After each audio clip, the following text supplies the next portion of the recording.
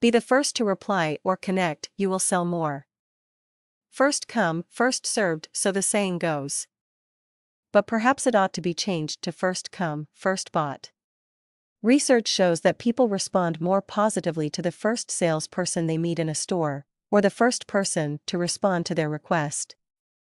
In other words, being first has a clear advantage. After all, when the Olympic 100-meter sprint has finished at just after 21.50 on Sunday, August 5, will you really remember who came 5th, 6th, or 7th? You will recall the first person over the line, and you may have sympathy for the last one, but the people in the middle, who were they again? Who was first to set foot on the moon? Can you remember the third person, or the 9th? And what about your 27th sexual encounter? Remember it? I thought not. But your first time? Aha! There is a special relationship with first in many instances. We can remember the first things, sometimes the last things, but rarely things in between.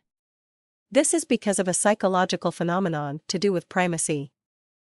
People tend either to have firm associations with the first things they encounter, or they are people who are dominated by recency, where they connect more with the most recent things. Research shows that the vast majority of us are primacy people. We tend to connect mostly with the first things we see, do, or take part in. It's why the opening of a speech is more important than the middle or the closing. It is why the first people on talent shows tend to get more votes than the people in the middle. And now it seems it's also why the first salesperson to engage with someone in a store is probably the one who makes the most commission.